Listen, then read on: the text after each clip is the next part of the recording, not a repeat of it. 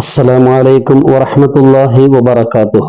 ബഹുമാനികളെ, പരിശുദ്ധമാക്കപ്പെട്ട റമദാൻ ഷരീഫ് അതിന്റെ പരിസമാപ്തിയിലേക്ക് എത്തിക്കൊണ്ടിരിക്കുകയാണ്. അധികവും ഈ സമയങ്ങളിൽ റമദാൻ ഷരീഫിന്റെ അവസാന സമയമാകുമ്പോൾ നമ്മൾ അശ്രദ്ധമായി പോവുകയാണ് ചെയ്യുന്നത്. അത് ഒരിക്കലും ഉണ്ടാകാൻ പാടില്ല. കാരണം ഒരുപാട് അത്ഭുതങ്ങൾ നടക്കുന്നുണ്ട്. പരിശുദ്ധ റമദാൻ ഷരീഫിന്റെ അവസാന രാത്രിയിലൊക്കെ നിരവധി അത്ഭുതങ്ങൾ നടക്കുന്നുണ്ട്. അതിൽ പ്രധാനപ്പെട്ട ഒന്നാണ് അല്ലാഹു സുബ്ഹാനഹു വ തആല പൊതു മാപ്പ് പ്രഖ്യാപിക്കുന്നു എന്ന് ഹദീസിൽ നമുക്ക് കാണാൻ കഴിയും.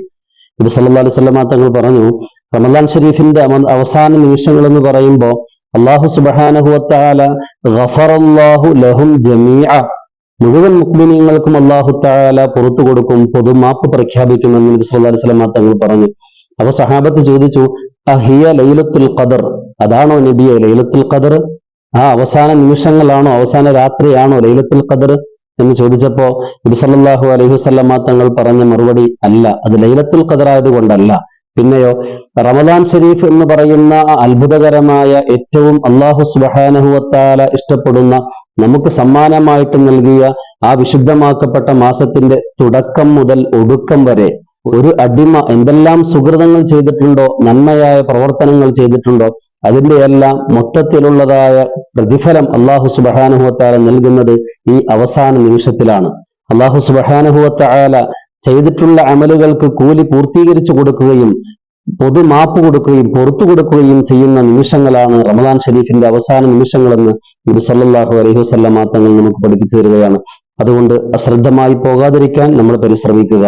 അതോടൊപ്പം തന്നെ 30ാമത്തെ തറാവീഹ് നമ്മിൽ നിന്നും സ്വീകരിച്ചാൽ എന്താണ് പ്രതിഫലമെന്ന് നബി സല്ലല്ലാഹു അലൈഹി വസല്ലമ തങ്ങളിൽ നിന്നും തറാവീഹിന്റെ ഫളാഇൽ മനസ്സിലാക്കി തരുന്ന പണ്ഡിതന്മാർ നമുക്ക് പറഞ്ഞു തരുന്നുണ്ട്.